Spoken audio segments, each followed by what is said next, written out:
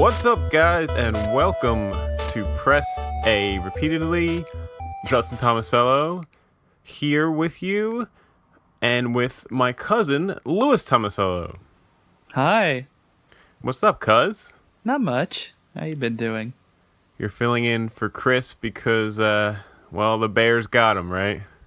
Yeah, I represent the bear community that mauled you a few days ago. And we still haven't received a payment from Christopher Gold about that, so we came to collect his debts. Yeah, Chris owes a lot of honey, and he never paid it up, so he's going to be out this week, but that's okay. Maybe we'll bail him out next week once he learned his lesson. Yeah, so Louis is joining me today for today's episode, where we're going to talk about mobile games, just a general discussion about them and how to find some good ones to play beneath all the shovelware and all the microtransactions, and just what some of Lewis's favorite are. I'm notoriously not a mobile gamer, but maybe Lou can convince me to start playing some. So what do you say about that? Yeah, I could try. I mean, you can't stop the microtransactions. That's just everywhere. But I can recommend you a few games that you might like. Yeah, you gotta kind of accept that. Which, I think people are to an extent, And I do want to play some mobile games. Like I said, it's just kind of hard for me to find one that I like. So maybe we can figure out a way to get me into that more.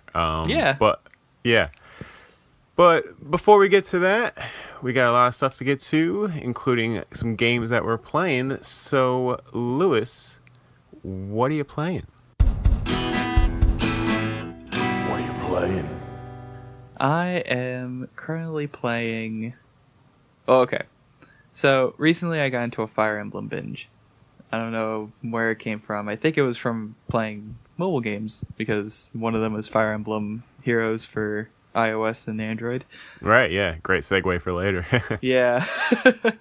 So, yeah, I got back into that, and then from there I kind of segued, because whenever you play a mobile game that's kind of similar to other games, you kind of get the base feeling to want to play those games. Yeah. Because mobile games are kind of just a shallow husk of what the real game is. So then you start craving the real game. Really interesting. No, they're fine. They're fun. They're good. It's better. They're good for when you're going around and, you're in a place that you can't necessarily play games and you want to just pull it out for 10 minutes. No, I see what you're saying, especially in the terms of Fire Emblem Heroes, where it's like a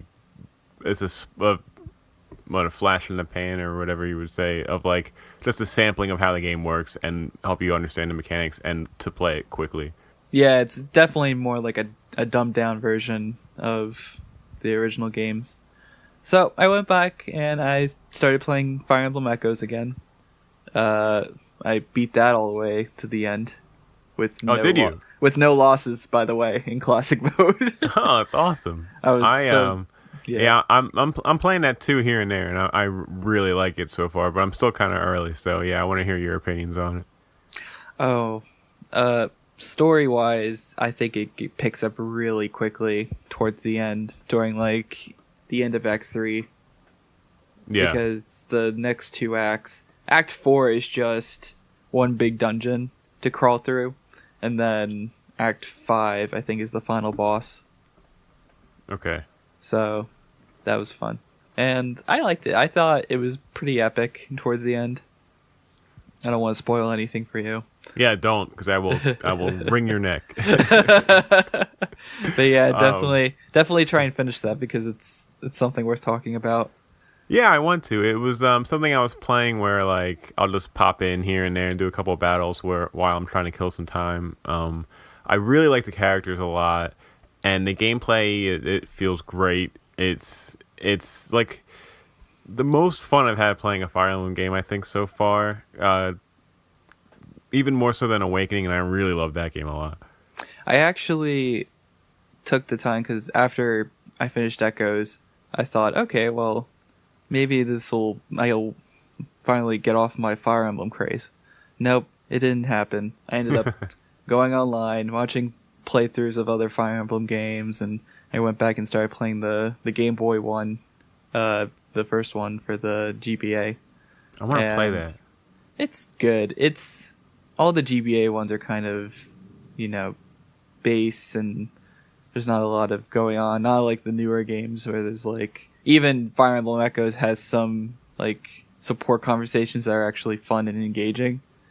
Like the Game Boy ones, they were kind of just like an afterthought, and once in a while you would get it. But I thought Blazing Sword, the first one, is actually fun because Lynn, Hector, and Eliwood are all pretty fun characters to play with. Yeah. But I went and there's like a 2-hour like history of Fire Emblem that you can find online, which is pretty fun to watch. And they talk about how like what the reason they went back to Echoes and they went back to Shadows. So we might not hear the last of Fire Emblem Echoes, because Echoes is kind of now their new nostalgia genre, or nostalgia like subgenre to Fire Emblem. Yeah. So we might actually see like a Fire Emblem Echoes for the Roy game, or the Fire Emblem Echoes for Genealogy of the Holy War.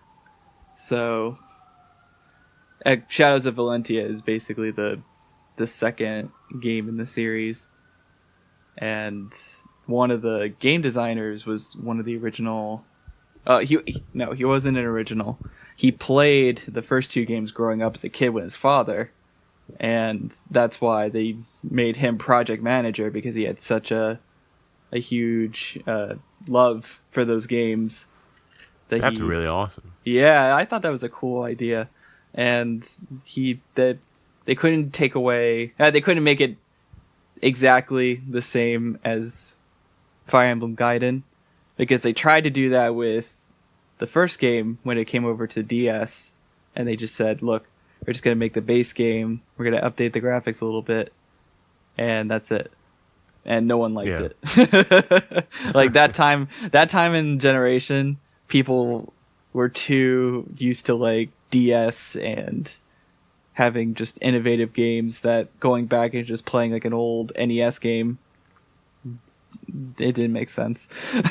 Right. Now, let me ask you this. Are you going to pick up Fire Emblem Warriors when that comes out for the Switch? I'm still debating, because I've been watching the videos, and every time I see a character I like pop up on screen, I'm just like, eek, schoolgirl noise.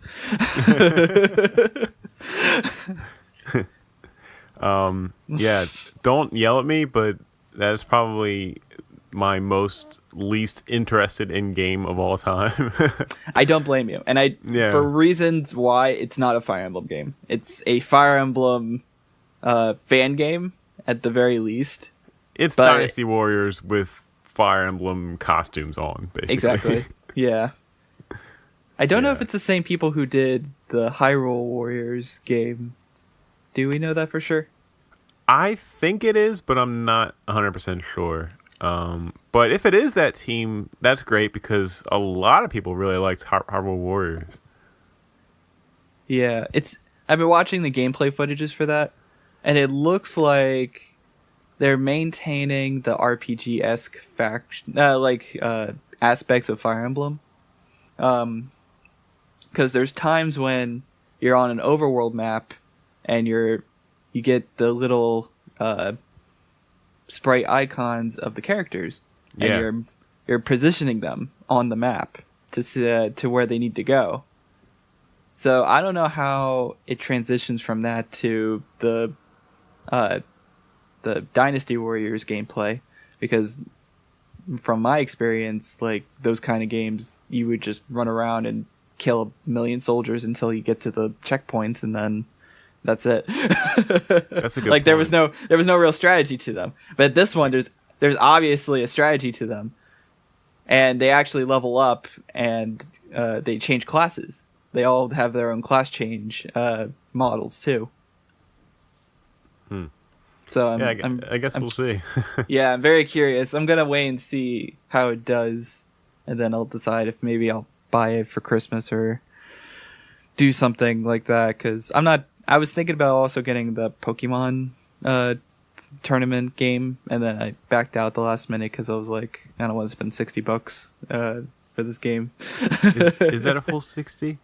I think so. Yeah, that's with all the added content. Yeah, it probably is. Well, it makes sense if you haven't gotten it for the Wii U, but I wish there was a way for people that did buy on the Wii U to be able to be like, look, I bought it on the Wii U, and then get it for like $20 or something, like some sort of bonus, but they would never do that. I can understand the reasoning to that. I can understand it also being really complicated for them, especially with a new console to do that. So I kind of forgive them for the deluxe edition versions. I know there's probably going to be like a Smash Brothers like 4 deluxe edition. Oh yeah, I think we talked about that the last time you were on this podcast. Yeah, and I'll shell out $60 for that if it comes with all the DLC characters. I never got them, so yeah, totally. Because even if you wanted to buy all the DLC stuff together, I think that was like a lot of money for all that stuff. Yeah, it was. It was like another $50, I think, added on to. Man, it's crazy. The already $50 for the game. Yeah. I remember that they released the Kirby stage from the first Smash Brothers was available for download, and I was really excited about that. And I was talking to Zool about it, and he was like, "Yeah, that's a great level, but do you know how much it is?" And I was like, "No," and he was like, "It was like $2 or $3, like just for one level." I was like, "Oh, I'm not doing that. That's just stupid." I liked how they tried to bundle the stages with the characters later on, because that kind of made sense. Like the Street Fighter Ryu stage and was bundled with Street Fighter Ryu after he came out. So like you had his stage. So I thought that was a cool idea. Yeah, they were doing some of the bundles were pretty cool, but also they were like padding the bundles with crap that nobody wanted, like costumes for your Mii characters, and no one plays the Miis in Smash Bros. Because they suck. Yeah. But yeah, but except whatever. Mii Fighter, I think, was used in a few tournaments, but yeah. Oh really? Yeah. Yeah. But it was like whatever. Again, you're right. All the added on content was too ridiculous. Yeah, but we're getting way off topic here. What else were you playing? Oh, so the only other game I've been playing lately to kind of get me off of like an RPG buzz was Samus Returns for the 3DS. Okay, cool. Now, I really want to get this. I haven't got around to picking it up yet. Everybody I talked to that played it, loved it. It's pretty fun. Tell me about it. I'll have to admit, it's like coming up for a breath of fresh air after holding your breath for so long. Holding my breath being playing too many RPG games. Yeah. Waiting for a Metroid. Not necessarily waiting for Metroid. I don't see like it's the same thing with like Star Fox and like all these other old Nintendo based games that people crave every day. It's like why aren't you happy with what you have now? Like Metroid Prime is a great series. I would go back and play that 100 times. And, Other M, people complain about the story, which that it's got, a reason to, because God forbid that story's horrible. But the gameplay was good. I thought the gameplay was fun. And I would go back and maybe play that for a few hours. Yeah, what I never got was, like, everybody's, like, clamoring for more Metroid. We want Metroid so bad. But then, like, the Prime games, like, they didn't even really sell that great, I mean, they sold okay, but not the amount you would expect from all, like, the demanding of the fans and, like, how shortchanged they feel, like, waiting for a new Metroid. They complain that they don't have enough, but yeah, it doesn't sell as well. And you would think, and people ask, why would Nintendo do such a thing? Well, Nintendo has marketing business in the mind, so they see that a game like... remember, they are still a business. Yeah, they see a game like Metroid being like a niche market, and not many people will buy that. But it still makes great reviews, and people still like it, so... Mm-hmm. So as far as the game goes, it's such a nice... like, I got really nostalgic playing it, because one of my first Metroid games was Fusions for the Game Boy. Yep. And I played that all the way through, like from beginning to end. I think I hit 100% completion before I gave it back to my friend. But it feels like that, and I never felt more nostalgic in my life having to hold a button for longer than a minute playing a game than Metroid, because the charge beam is like so overpowered. Yeah. Of course, now I have to hold that button and then also move my thumb over so I can hit the counter button. Because that's fun. The counter mechanic is so new, and it makes the game so much more better. Because, you know, first of all, it makes monsters more aggressive, which makes the game harder. So then you have to abuse the counter button so that you can make it through. Right. And yeah, I like the idea that you're basically going around hunting all these Metroids, and it gives you a counter on the bottom of how many Metroids are still left. So then you know, this is how many I still need to kill throughout the whole game in order to win. What is there, like 40? I think there's like 38, but I forget. I think it is 40. Yeah. I haven't played too much of that yet because I'm still, like, I use it as like my breaking points in between other games. Yeah. But yeah, definitely pick it up. It's definitely worth the money, and yeah, it's a really good reboot of an older game. Like, I don't think I recognize anything from Metroid 2, but then again, I never had Metroid 2. I think I only watched it online, so yeah. It's I don't know if you ever had it for the Game Boy, but No, I never. All right, so I'm really bad with Metroid, where I play the original, I played Super Metroid, and a little bit of the first Metroid Prime, and that's it. Like, everything else I have not played. The two Game Boy Advance games, was it Fusion and Zero Mission? yeah. I regret that I never played them, because apparently they are so good. So I think they're on the Virtual Console and 3DS, right? I might have to pick those up too. But yeah, I'm really looking forward to this new one.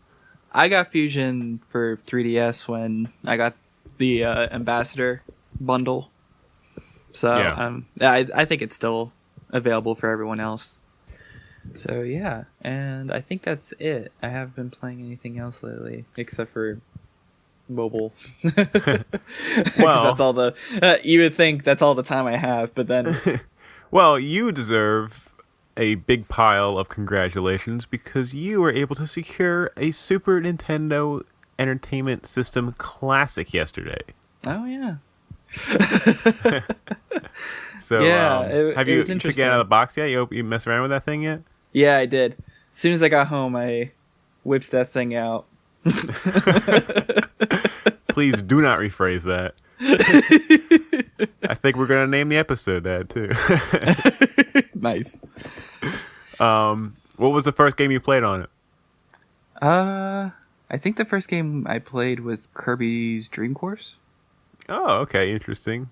Yeah, me and my sister rewatch the Game Grumps on YouTube a lot, and that's one of their favorite games to play is Dream Course. They always go back to it, and they make it look so fun. That's a great game. Me and my brother and I rented that when we were younger from the movie store, and we weren't expecting to have as much fun as we did with that game. And recently it came out on the Wii U Virtual Console, and my brother picked it up, and when I was over there a little while ago, we played it again, and it was pretty great. It's a great game. It's really fun. I want to get somebody. The Game Grumps have a huge fan base. It's ridiculous some days. One of that being there was a small team of game designers who made a modded version of Kirby's Dream Course for them, and it had their faces on them, and it was like 10 times the amount of courses than the original game. I want that copy. Yeah, that's really cool. I want to be able to play those levels. But me and my sister, we played the first set of levels from that game. Yeah. And she creamed me. Like, I was like, I clawed my way out after getting so many less points than her. And then I think I made her upset because she came back and she destroyed me. Oh, yeah, that sounds like Elena. Full of vengeance. Yeah. And then I was messing around with it. It's such a smaller console than the original. Like I think it's like a quarter of the size of the original SNES. It's about the size of the controller, right? Maybe a little bigger than that. Yeah. Yeah, but definitely it's like you would think, how do you fit 21 games in this thing? But it's fun. Does the controller feel like exactly like the Super NES controller? Or is there... Oh yeah, definitely. Yeah. And even they got everything down to the wire, literally, because the wire is only like 5-foot cord. And here I am standing up in front of my TV trying to play it. Yeah. So I'm still playing around with it, but I dabbled in a couple games. I tried Yoshi's Island for a couple minutes, and That's then one of my favorite games of all time, believe it or not. I absolutely love every aspect of that game. It's so charming. It's fun. It's great platforming. The music is incredible. It's a really underrated game, I feel. I love the boss fights in that game. Yeah. I think those are my favorite parts. I remember watching the people play that game growing up, and those were one of my highlights, were the boss fights. I love the aesthetic of it too, and like the sprite work is just excellent in that game. It's I can't say enough good things about Yoshi's Island. Yeah, and also I want to point out all these copies of these games that they put on the system, they are all the original copies that were released for SNES. They didn't take the updated ones out over time and put them on there. That's awesome. So whatever original content they had in the first Yoshi's Island, I think they actually changed it up when it moved over to Game Boy. And then they find this is still the old copy, so it has some old levels that they cut, or some old translations, because Final Fantasy 3 is on there too. Mm-hmm. And it's still called Final Fantasy 3 and not 6. Yeah. And it still has like all the old translations, and I thought that was cool. Yeah, no, a lot of people don't think it's a big deal, and it's really not, but I'm such a purist that like I feel kind of weird when something is changed and it's not like how I remember it when I was younger. So to be able to play these in their full form and the way they were released, that's really awesome. Yeah, definitely.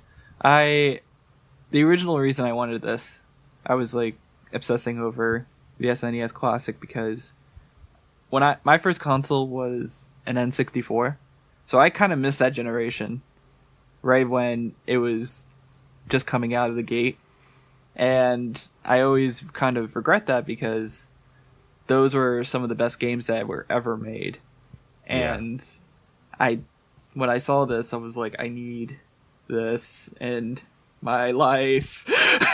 Yeah, totally. It's so great that it exists. The only shame is that there are a lot more fantastic games that are not on that thing. So if there's a way maybe later where they can add more to it or somehow, or even if they kind of...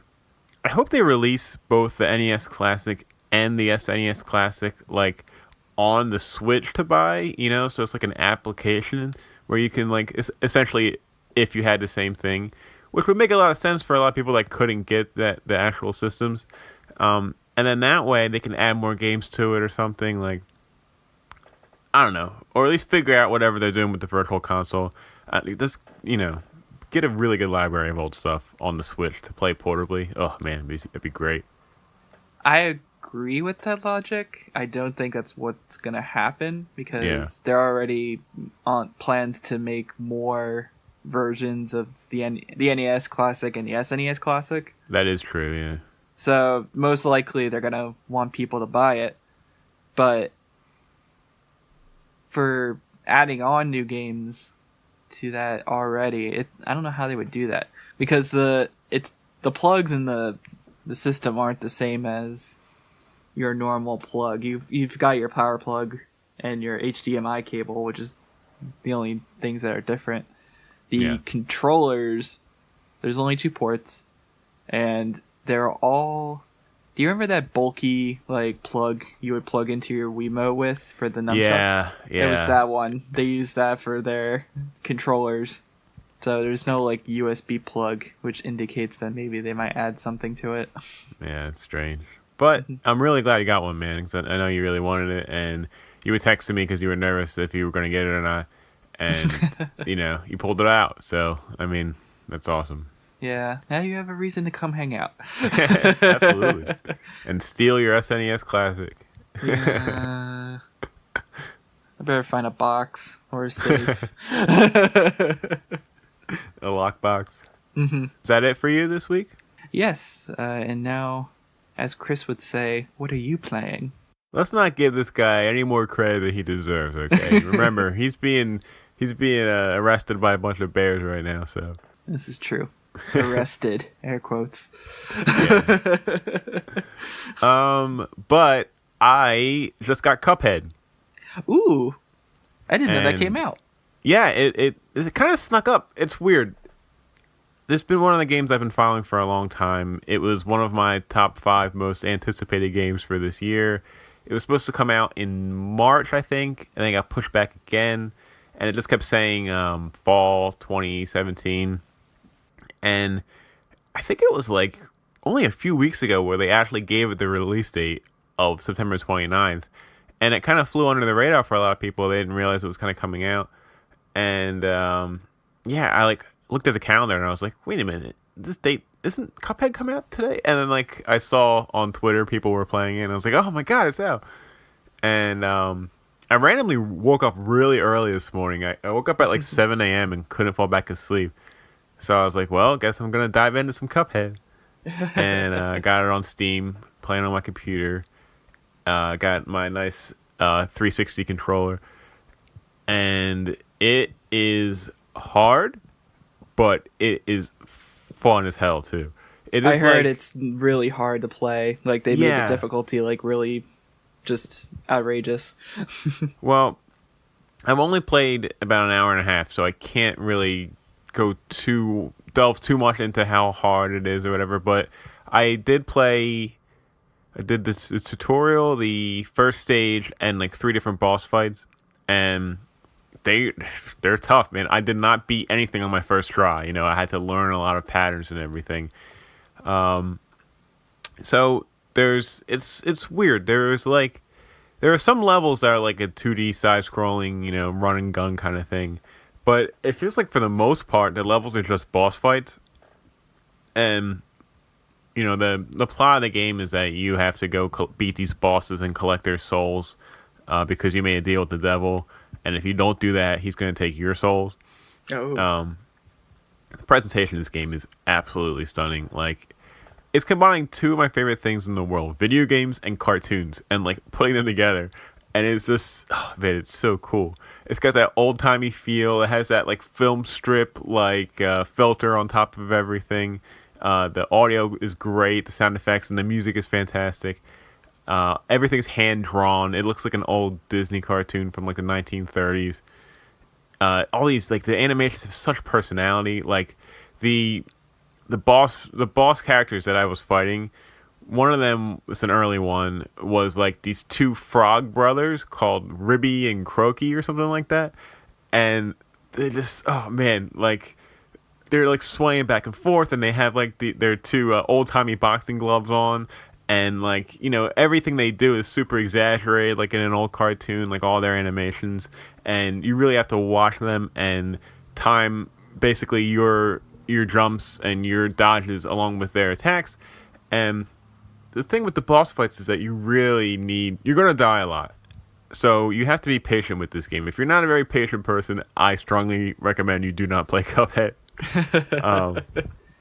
You have to learn their attacks because each boss fight, so far at least, is broken down into 3 segments, a first form, a second form, and then a third form.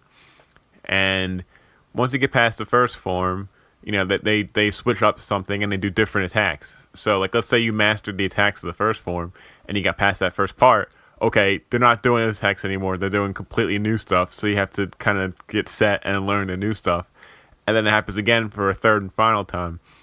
and it's so hard, but it's so fun to do that like it's a really weird blend that actually works. Like I was dying, but had this huge stupid grin on my face the entire time I was playing, and I was like, I can't wait to just go back into it, you know. And I think a lot of that comes from the fact that the controls feel great. You have a pea shooter, like gun thing that like shoots from your finger, and I didn't realize till later you can actually just hold it down to do a rapid fire. But I was like tapping like crazy as I was shooting earlier.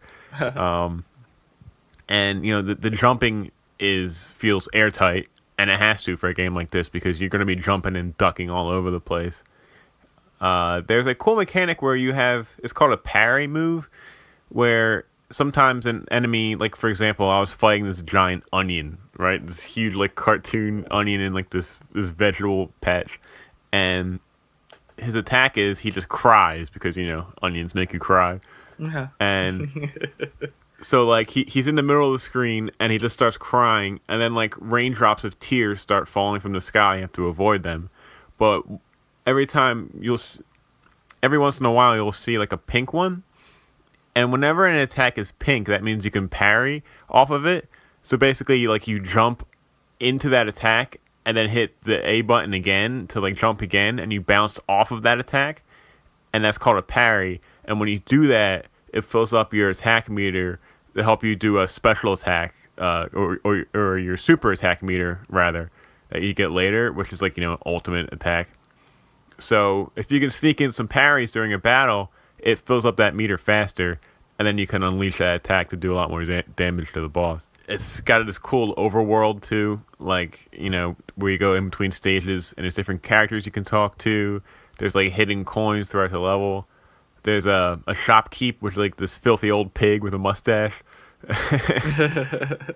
And he sells you different elixirs that you can use to like add an extra heart or shoot a little farther or stuff like that, just to help out.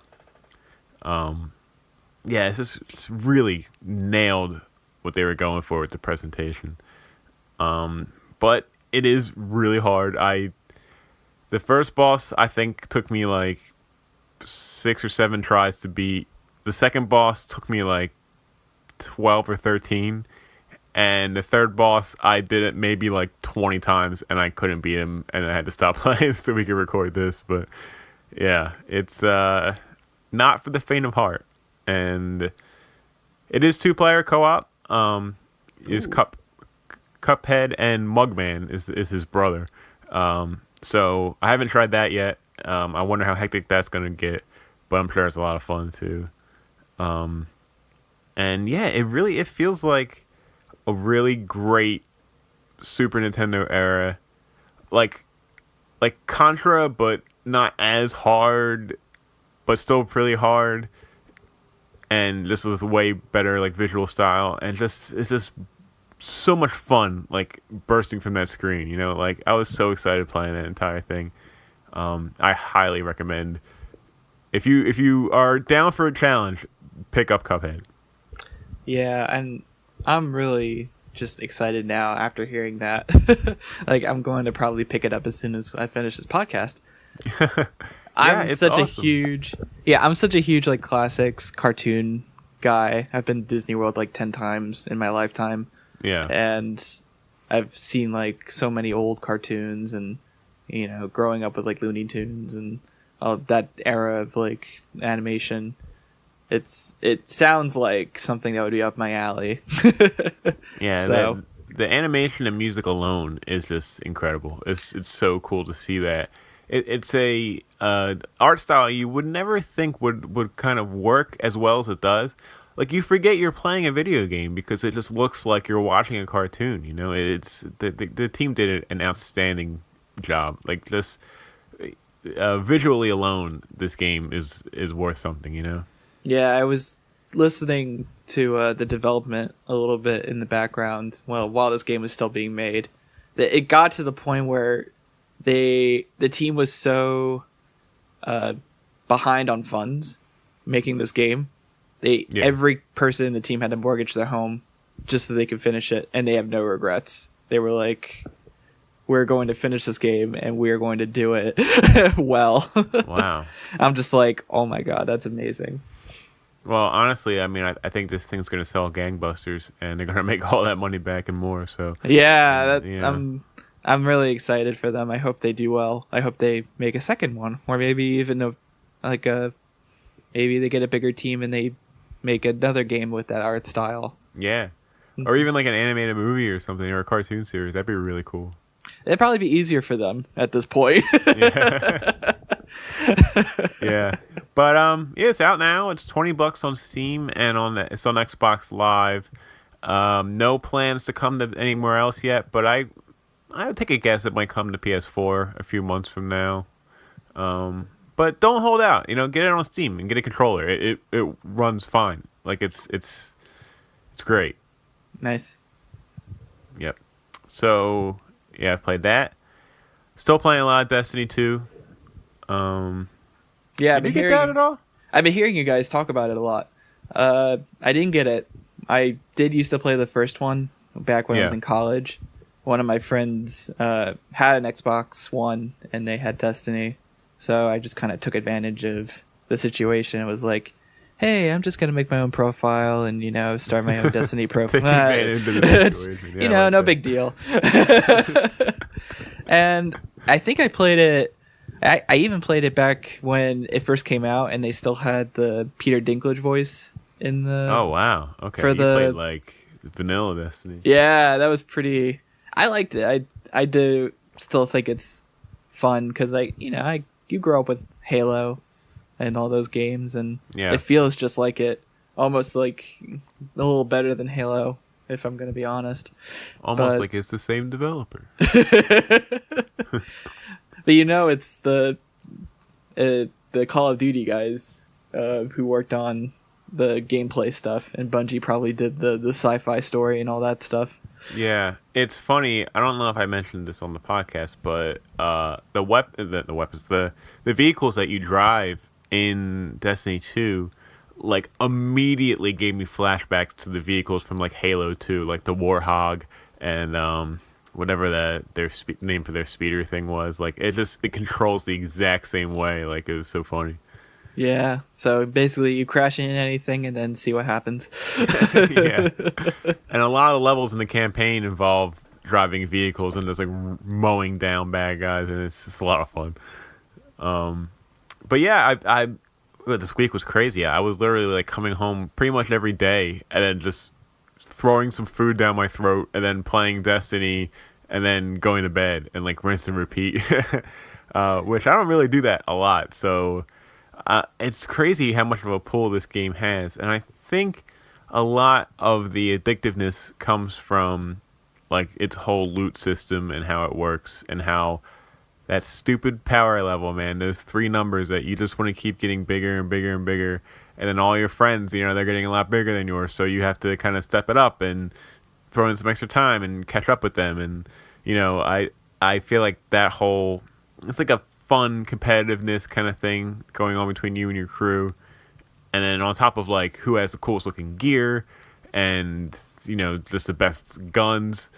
And then what's cool is if you're trying to do a quest or something and you need help, like, you can just get some of your buddies to hop into your fire team and knock it out together. So, like, you never have to worry about something being too hard or, like, I don't have time to do this now, whatever, because you can just run through something with your buds, and then you all get gear from that. You all benefit. So, it really is, a great social experience in a video game form.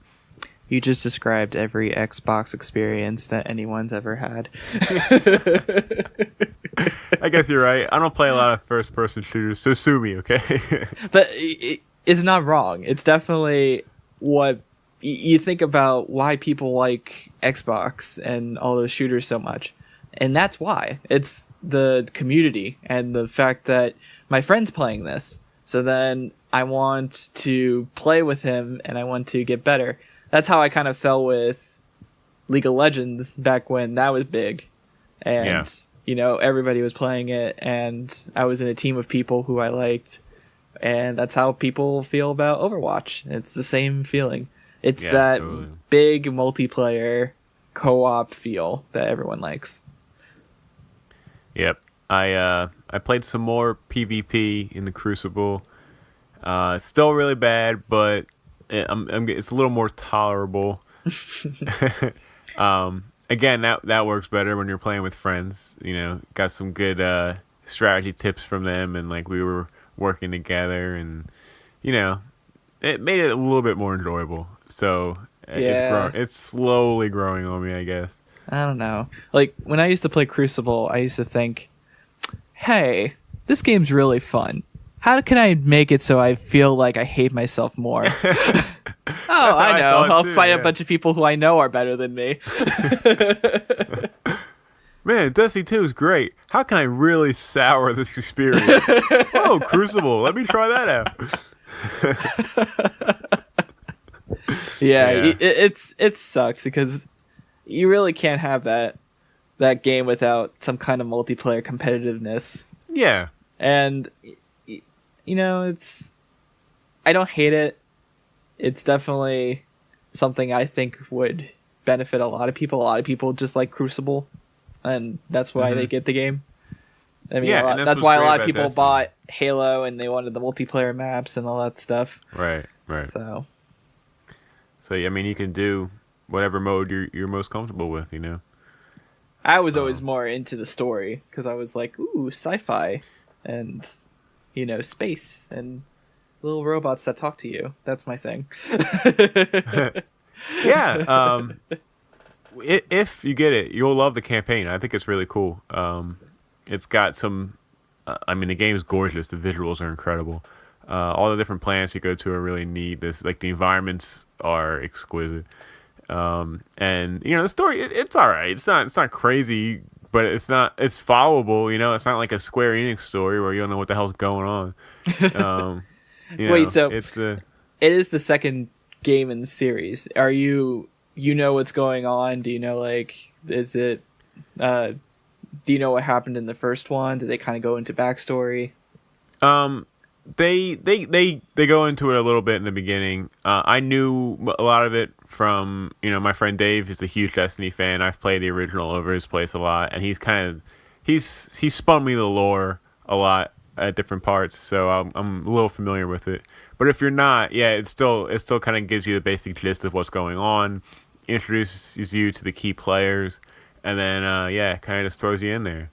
Yeah, because I think that's one of the things that kind of pulled Mass Effect into a lot of people, because they had such a huge story. They had to make like this little like comic book of the first one, just so that people can understand what happened, and that's how people got into like the second game. Because when they moved from Xbox to PlayStation 3, a lot of new players couldn't really get into that without that backstory. So yeah. It's funny, the other day I was just thinking about how weird it was that Mass Effect 3 came out on the Wii U. It was like a Wii U launch title. And it's like, okay, so you're giving Nintendo fans Mass Effect, but it's Mass Effect 3. They most likely haven't played 1 or 2. And also, the game is like being released, like half a year after the actual game came out for the other systems. Of course this thing is doomed to fail. And EA was like, all right, well, this isn't selling well, so we're not going to support the Wii U at all. Like, come on, that was ridiculous. yeah. The last game I played over the week was I got the demo for Monster Hunter Stories. Oh, cool. Zul was talking about this a bit last week. It's great. You know, they do a really great job of taking the whole presentation of Monster Hunter, like, you know, the characters, the settings, the sound effects, the tone, like the style, the monsters, like everything, and then re-presenting them in a new fun way.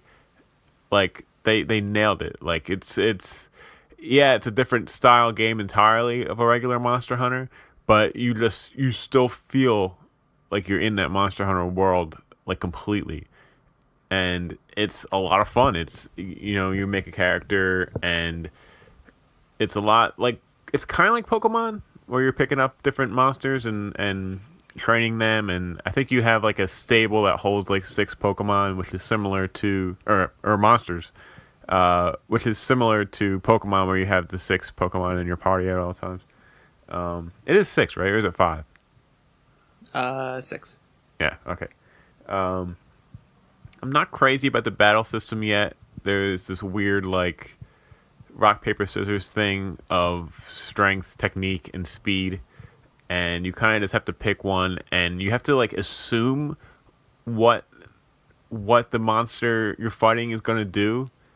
So there's really not like a strategy. It's kind of randomized, but maybe later you kind of learn patterns or something. I'm not entirely sure because I'm only a couple hours in. But I think I'll get more comfortable with that, and I'll get better. But yeah, it's fun. It's a great time kill. I was playing it while I was doing my laundry the other day. Nice. Yeah. It's got a really great quest system too that I really like, and it kind of feels like the actual Monster Hunter games where there's the quest board, stuff you can do to go knock out, make some more money. A lot of villagers have sub quests for you to do. There is the blacksmith works a lot like the blacksmith in the actual Monster Hunter games, where you can buy armor from him. You can upgrade the armor if you have the certain right materials, and same thing with your weapons. And it's cool because you actually, you actually wear the armor in the game. It's not like one of those things where you put on new armor and you don't see it on your character. Like you'll see the actual different armors on your physical character when you're playing, which is really cool. Mm-hmm. Plus your weapons and stuff when you use them in battle. I like that. So the monsters, monsties they're called in the game. You can ride them in the world map, like to just kind of get around the area and stuff, and that's pretty cool too. It's a fun way to kind of get around and knock out some sub quests. It's fun, yeah. And like Zool mentioned last week, the demo's about 8 hours long, and it's like the first 8 hours of the game. And then if you buy the game, it just puts you right where you left off in the demo, which is great. So I'm really looking forward to that. That's pretty cool. Yeah, it's cool. I would recommend it. I will look at it and get back to you. All right. Well, I believe that is going to bring us into the Indie Arcade. Indie Arcade. In Chris's absence, I gave Lewis the game Dragonward to play on itch.io. Dragonward is a retro-inspired arcade game with focus on resource management. It features a simple yet beautiful 4-color pixel art and a remarkable chiptune music. You're a newbie traveler on the road to the dragon's nest. Your objective is to slay the dragon, save the realm, and, of course, become the dragon slayer. So, take it away, Lewis. Yeah, Dragonward. Not what I expected. It's definitely different from any other game I've ever played. So basically, you've got the choice to choose like one of like 3 avatars. They give you like a choice for a boy, a girl, and then a cloaked avatar to play. And after that, they plop you into like this one big hallway of like a level. And you're basically moving one square for every time you press a button. You're always moving up, but you can choose to move left or right depending on where you are. And you have a health meter and then a stamina meter. So the stamina meter goes down every time you move an inch. So in order to keep playing, you have to constantly eat food so that you can recharge your stamina. And okay. You only get a limited supply of it. And in order to get more food, you have to run into a monster on the railway. Your toughness kind of determines if you can kill it or not. So if your toughness is at 2, you can kill any monster that's has a health of 2 or lower, and if you run into a monster with higher toughness, then it takes a heart, like a half a toughness away from you or something. Like it goes down. Yeah. And if you lose all your toughness, then you lose the game too. So it's like there's a health meter and a stamina meter, so you have to constantly maintain both. There are sometimes you run into a shop, and that's where you get more food, which you can buy with the gold you get from the monsters. And then you're constantly like going through this map, and sometimes you'll run into like a question mark, which gives you like a random event, kind of like how you get like a random event in Monopoly, and then it tells you like, oh, there's a man on the dirt who's like dying of water, and then he gives you a key to a basement or something like that. Or like there's a bard playing and he wants to sing to you, and you can choose whether or not you want him to sing to you or not. And then it could also, the same event could have like a random occurrence, so it might not do the same thing twice. So you gotta think that into account too. And then you're basically going into this like pattern of you're going through these main hallways. You want to kill as many people as you can so that you can raise your gold and your food and your water supplies until you find a key. Then when you find a key, you can go into a random square, which leads you into like a basement level.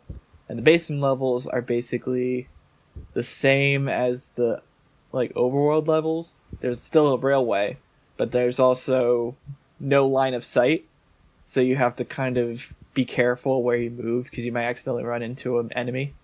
Oh god, that sounds really annoying. Yeah, especially when I haven't found a way to permanently raise any of my stats yet.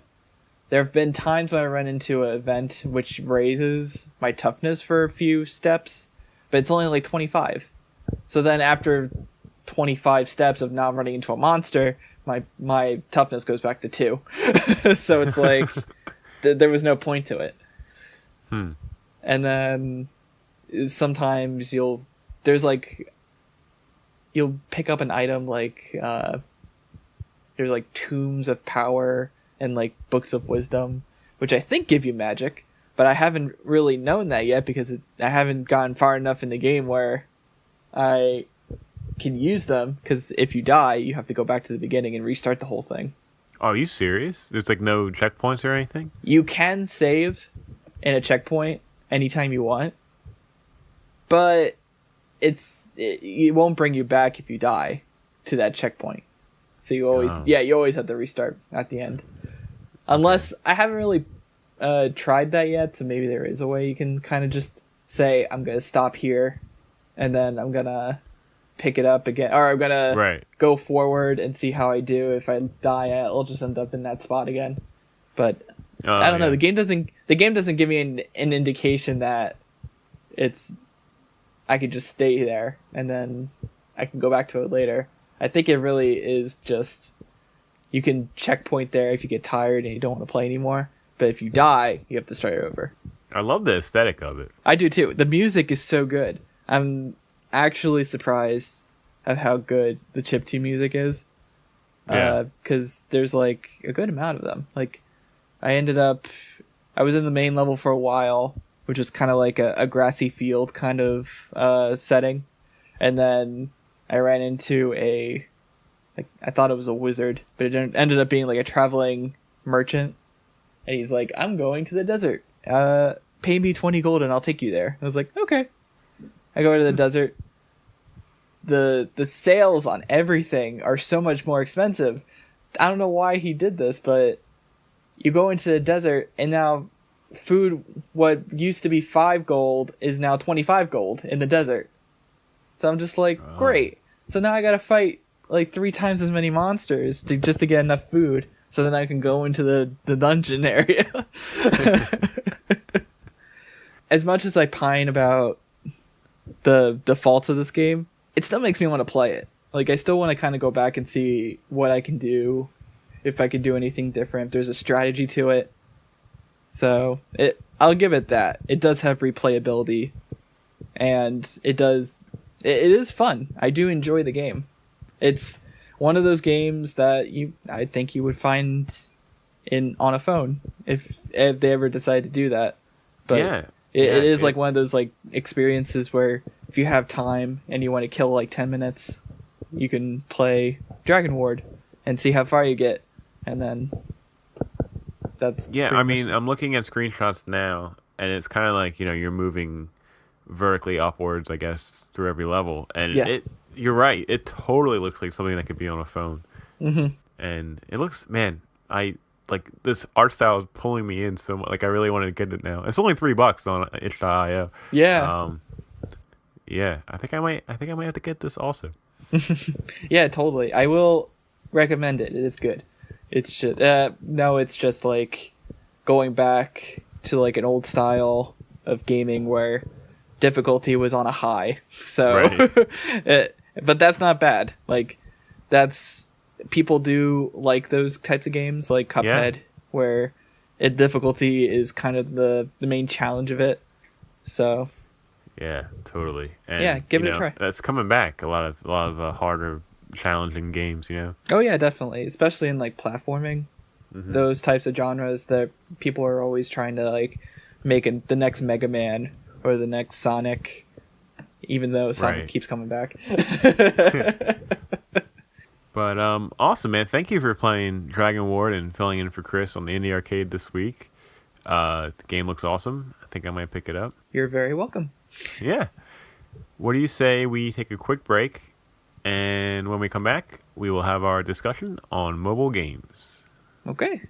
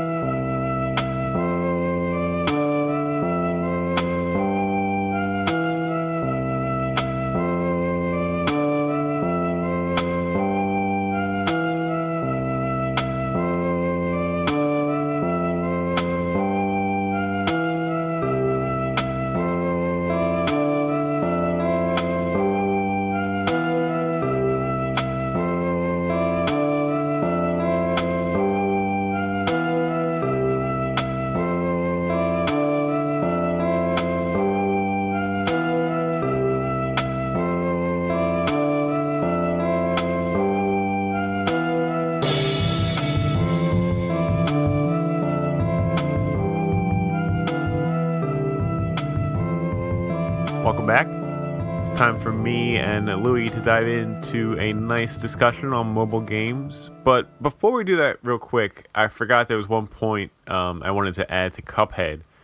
And that is that there seems to be a lot of like homages to different games in it, like sort of throwback stuff. Like the first level, some of the enemies are mushrooms and piranha plants, and they like jump out of the ground like the piranha plants that jump out of the pipes, and then one of the bosses, the one that I'm stuck on now actually, it's a blue slime blob, and it is like basically, I guess, the Dragon Quest slime, like, yeah, it's the same color blue and everything, but oh god, he's so hard. Like he just bounces around and I can't like get the timing down. Oh, it's so frustrating. I'm looking at pictures of them now, and it's a little bit horrifying to see some of these things. Yeah, like, some of them are crazy. Yeah, just wanted to add that in. All right, so mobile games. I'm not much of a mobile gamer, but I would like to be, because there are a lot of times where I'm just kind of standing around and would like to just do something on my phone for a few minutes to kill some time. So the first thing I would ask you, I think, if you were me, like what would you search, like to find a game that you would be interested in on like on the App Store or whatever? Well, I can tell you how I usually find an app or two. Yeah. Basically, you find a genre that kind of is what you're used to playing. Like, say you want to look for something that's like an RPG, something with a little more, old school turn base, and you kind of lean towards that direction. Or you can find something that's aesthetically it looks good, and you like the art style, and you want to go into that. Or you can find something that kills time. I know my sister is big into those like simulator type games where you start out in like a room and you have a job to do, and then you end up getting like furniture, and then you start adding into the house, and then the house gets bigger, kind of like Fallout Shelter. You start out with one room, and then you buy more rooms over time. Or you can do what I do, and that's usually play the RPG world, and just buy a whole bunch of characters, level them up, and go through levels. It's interesting because mobile games are so different from normal games. They don't play the same as a normal like mobile, a normal like handheld game or something like that. There's certainly a jumping off point when you start playing them, but they're games that are not meant to be played for longer than a half hour at a time. It's generally not a good idea to play a mobile game longer than needs to be, because all of the good stuff you get is from login bonuses. It's the main incentive for free-to-play games. Every day you get a login bonus that gives you like maybe a little bit of energy or a little bit of currency that you could use for the in-game, and then you use that towards characters or weapons, or maybe you use it towards your house, because even like in the simulator games, you have to wait over time, and then you get a notification that tells you, hey, look, your house is ready, you need to go back and maintain it, you have to work on it. So it really does utilize the phone's full capacity when you play one of these games. I kind of like the idea of you play a little bit, you get something, and then the next best time to play would be like the next day.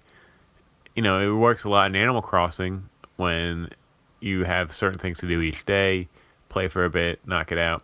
Like, that's why I loved Animal Crossing New Leaf on the 3DS so much, because it was a great in-between game. Like, I would pop on, I would knock out my chores or whatever, see what's for sale in the store, talk to some people, play for like 20 minutes, and then turn it off, and then play, my main game that I was playing, like at Monster Hunter or something at the time. It was a great, like, in-between, a great break, like, just something, like, really chill to do, And so I totally can understand how that works, especially in mobile fashion.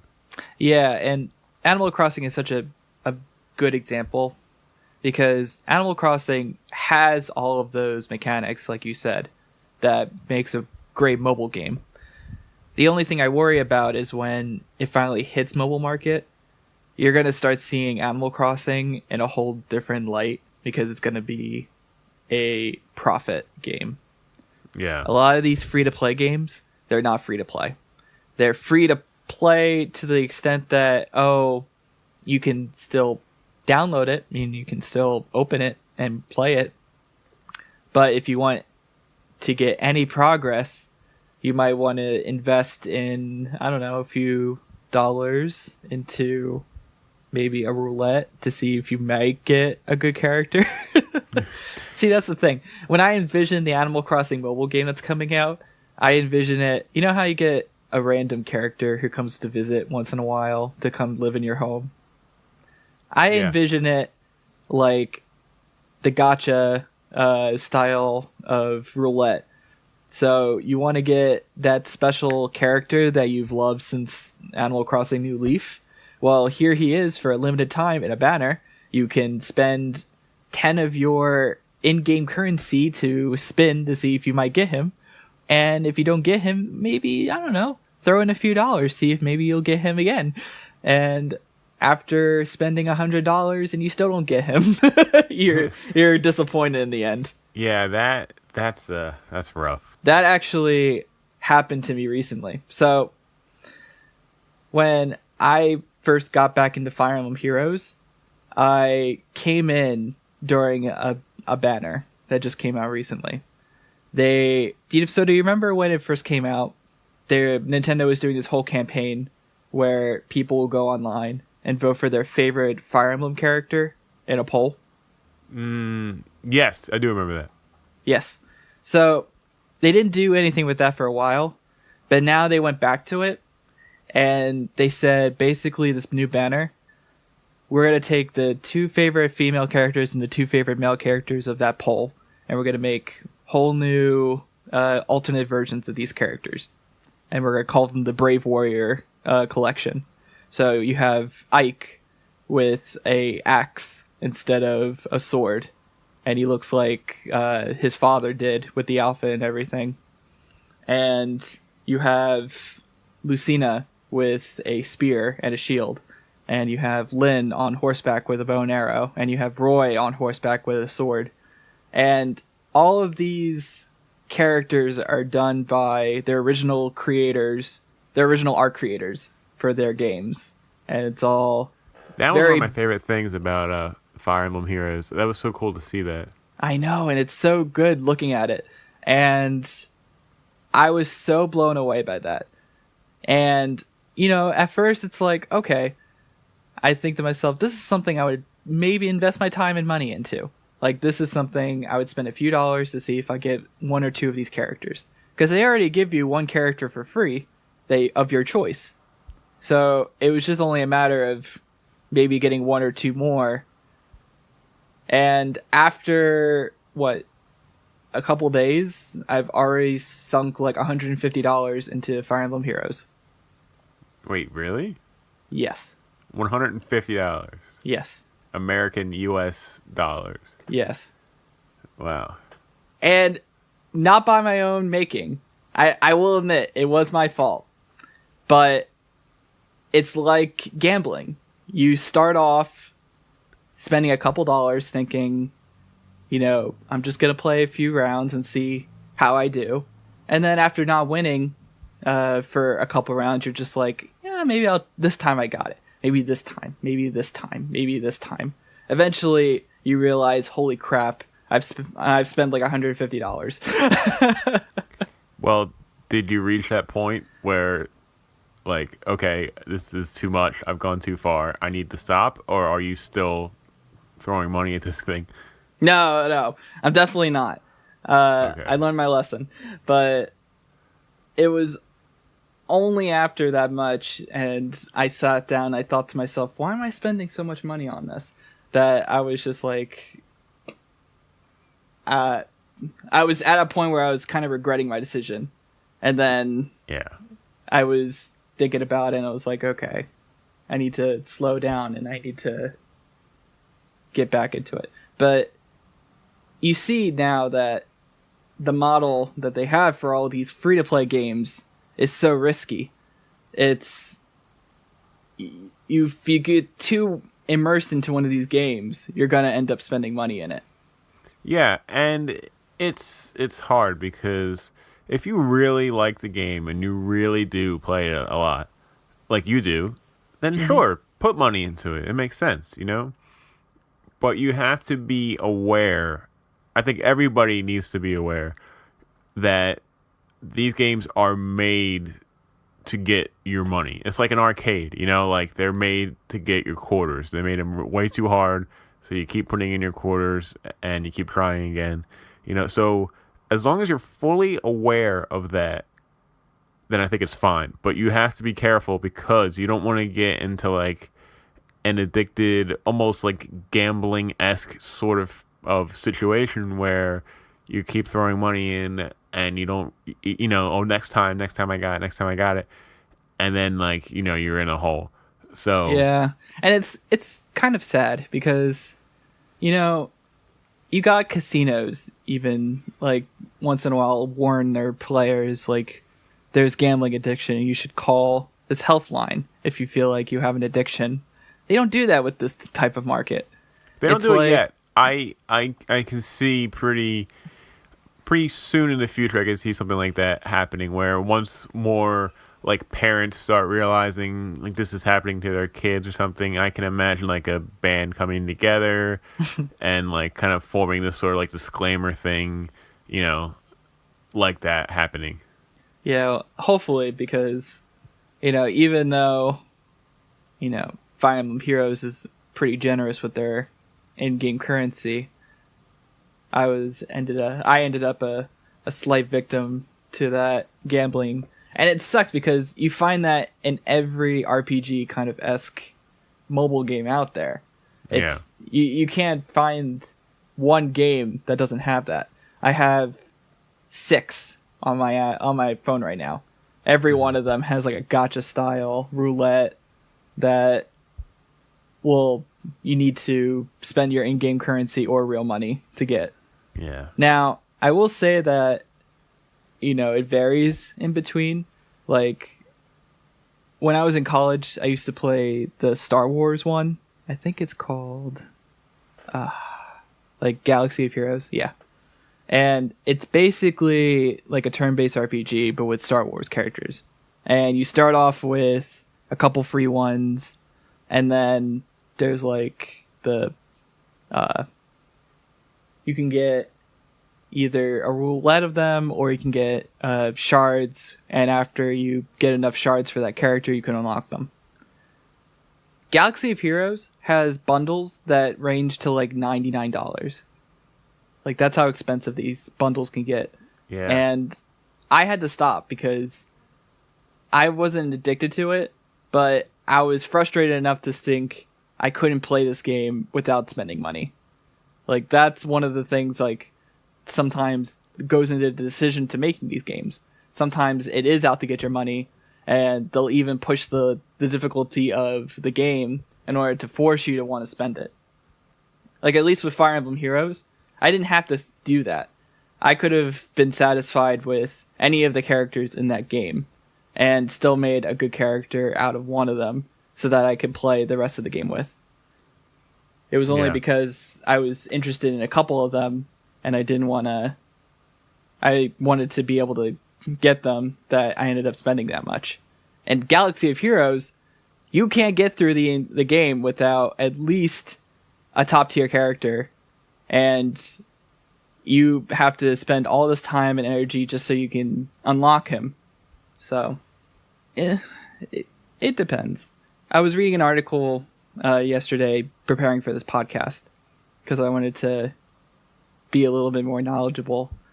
And it's funny how the market for these games has gotten to the point where a good, well-built, fully developed game that costs $5 can still be considered one of the worst games in the market compared to a free-to-play game. Like, there's so many things that could hinder an indie developer to making one now. You make a full game and then people see the price tag of $5, but they won't spend it because it's $5. Compared to a free-to-play game, which spends, maybe $20 or $30 of your coin after a while, if you really dedicate to it. Yeah. And 1 or 2 bad reviews outweigh all of the good reviews on a player market. And it's a little sad because, people do take those user-created reviews seriously. And I read them sometimes and I think they're ridiculous. Like, I read a review. There's a new Terra Battle game. Terra Battle is made by the same people who worked on the original Final Fantasy games. It's Hironobu Sakaguchi's own company, Mistwalker, that works on them. Yeah, now Terra Battle, that is a game that I've always been interested in because of the creator and his work in Final Fantasy, and the art style is really cool too. My brother seems to like that game a lot. Is that something that I should play? Yeah, definitely get Terra Battle 2 because that just came out. And I've been playing it for a couple of days now. It has a huge story to it, and it's so cool. And you don't have to, it doesn't have any stamina. Well, it does, but for the main story, you don't have to spend anything for that. And there are, like, the gacha is in there, but any of those characters are usable. You don't have to worry about tier levels or anything like that. And it's beautifully made. I think the art style in that game is so good, and the gameplay is interesting. It's basically like a chess-like game where you have characters on a screen and enemies appear in like a square grid, and you have to move your characters around to pincer attack them in order to do damage and to activate effects. And you can move characters, you can move one character at a time, but you can also move other things like enemies and other characters by swiping your character next to them or right next or around them. It kind of gets them to move around, and that's how you end up pincer attacking them. And it's got a lot of strategy to it. Yeah, that sounds like something I would totally play. So I'll look into that. Let me ask you this: because I mean, I really barely even open my app store on my phone, but when you're looking for a game, like, is those gacha style, like, free to play games, is that like a genre? Like, can you search for games that don't have that mechanic in it? You know what I mean? You know what I'm asking? You probably could. It's I think the Japanese games have that a lot. If you want to find something that's more Western style, I think that's the best bet, because in Japan, mobile gaming is like big. It's really like on the level of normal console games. I would say to the point where people don't even buy console games anymore because they would rather play mobile in Japan. Like, that's how much into their phones they are. And it makes a lot of sense, you know, when I go on my phone and I see an advertisement for Final Fantasy 15 Worlds at Large or whatever, a mobile game, I'm like, what the hell is this? This is so stupid.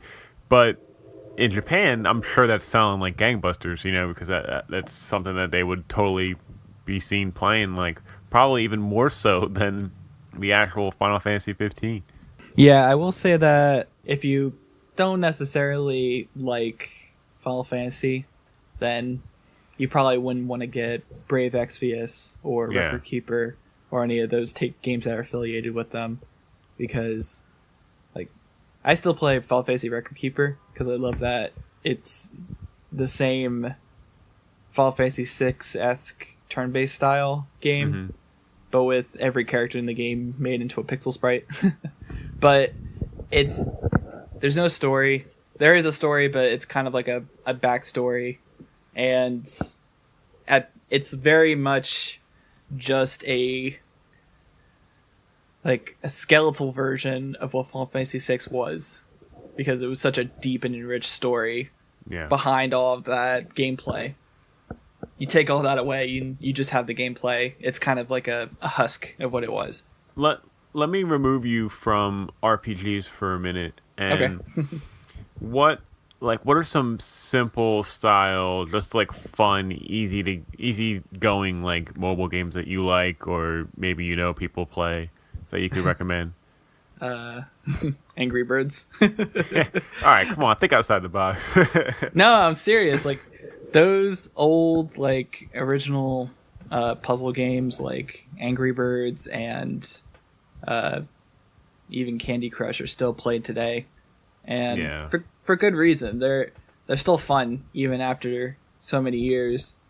You just pick it up and you play with it. You were talking to me about this earlier, but for the sake of the podcast, talk a little bit about that game Tower that your sister's playing. Oh yeah, so Tower is basically the idea is there's a princess in a tall tower, and it's being guarded by a dragon. And a prince is climbing up to come save it. But the dragon kills the prince at the very last minute, and his hammer gets flung into the princess's chamber. And so the princess decides to take matters into her own hands and use the hammer to dig her way out. And it's basically, I guess you could say it's like a free runner, except free runners are a little more different than that. Probably like an endless side-scrolling top-down shooter, but instead of going from from bottom to top, you go bottom to top, top to bottom. I got you. Yeah, and the level is constantly changing, and you just keep going until you lose, and then you start over from the beginning again. Yeah, that sounds awesome. Is there any other games that are pretty similar to that you guys play or know about? Oh, actually, Endless Hero, I think it's called. I might have to look it up again. Okay.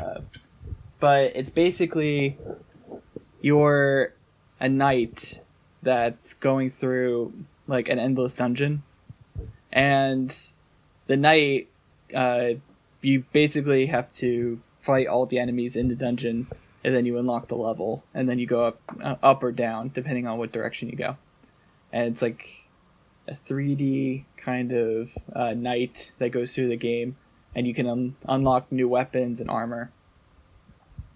And the cool thing about this game is that it's always running. So you have in the background, the knight's still going through the dungeons, and it's still trying to beat through the level. And then once in a while, it'll tell you, hey, he went through 20 levels already. You should look and see what you got. Oh, that's kind of cool.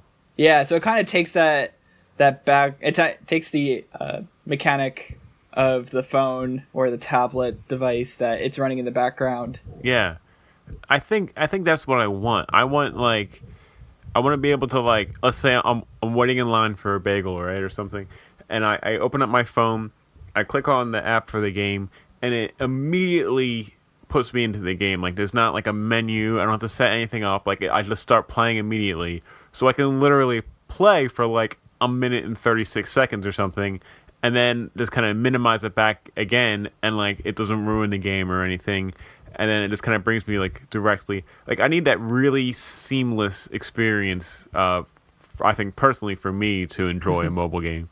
Yeah, and there's definitely fun little games like that what don't take up too much of your time, that are just seamless and they run by themselves. And like a lot of games nowadays have like an auto mechanic to them, where they just kind of go and do whatever they can do, and then you come back to it later.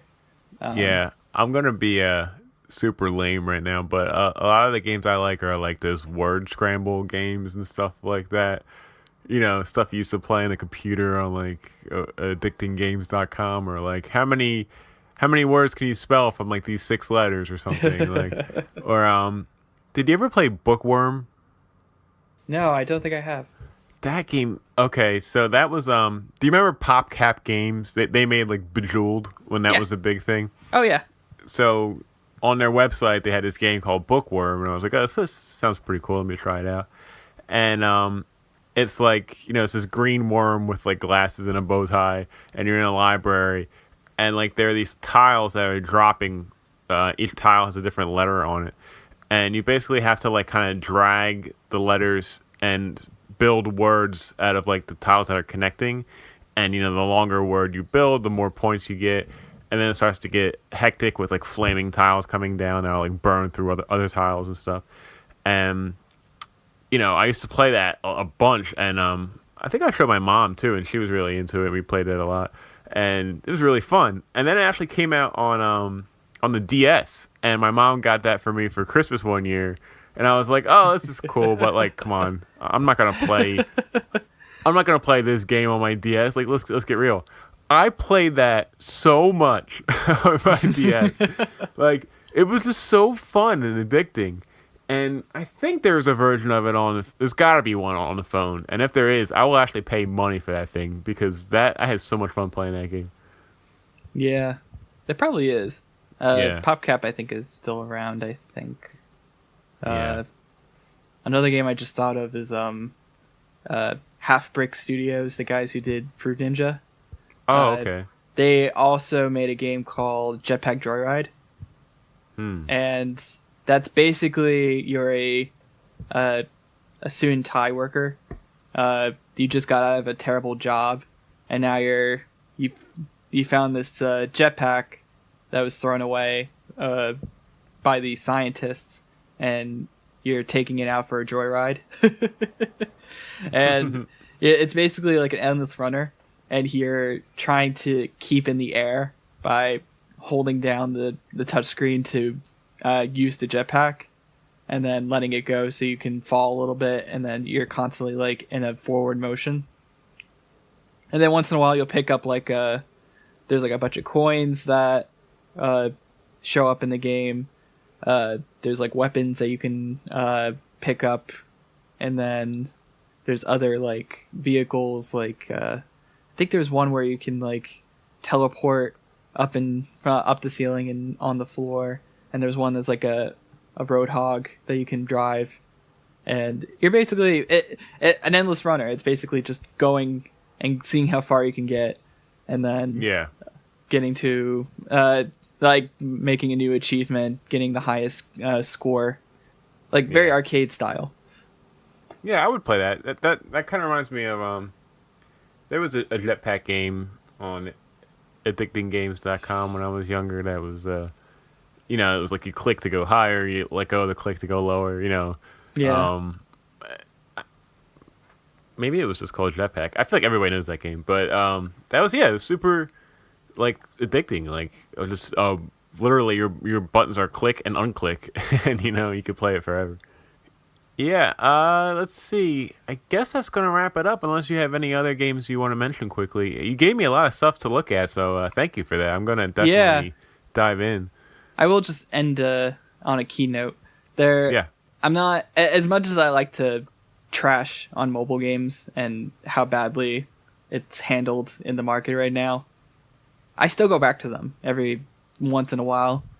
They're definitely like an in-between for me when it comes to like what I'm gonna play next.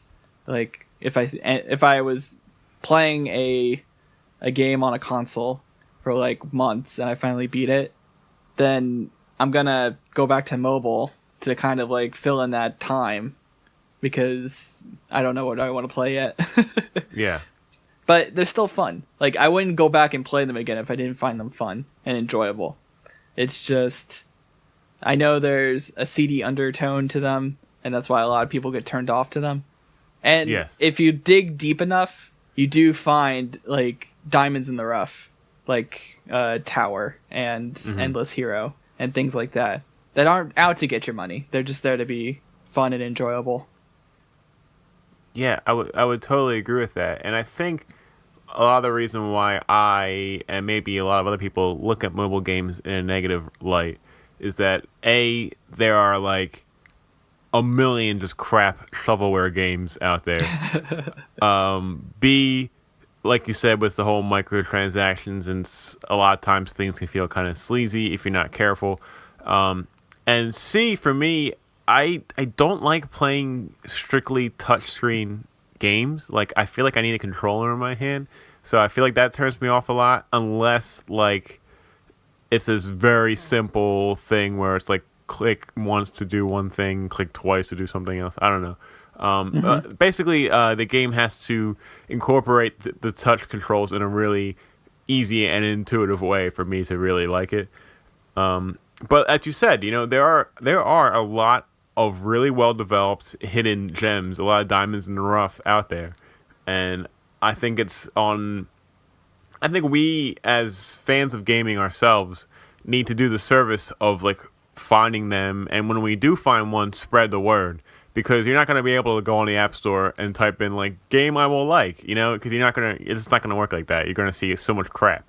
Right, so, and the way it's set up is like the favoritism towards some games. Of course, yeah. You'll always see that Angry Birds app in the front of the store, and it never goes away. If you like Terra Battle, you'll love Clash of Clans. Like, no, yeah, no, exactly. thank you. Like, I can't tell you how many times I've seen that damn Final Fantasy 15 clone of Yeah. Clash of Clans that I just want to die because it's such a that's a beloved game that I've been wanting to play, and I have to go back and play that because it's been a while. Yeah. And it does such an injustice to make that into a clone of Clash of Clans that they're coming out with a pocket edition of Final Fantasy 15. I don't know if you know this. I have heard that, yeah. It looks like the actual game. It's just they dumbed it down to a handheld, and it looked all the characters have like a chibi kind of look to them, and it looks fun because they changed the perspective to like an overhead view, and I'm dying to play it now just to see how that feels. It might actually be better than the actual game. You know what? I'd be interested to see that. I don't think I would buy it, but I would like to see it in person and see how it works. So They let me know also if you get that.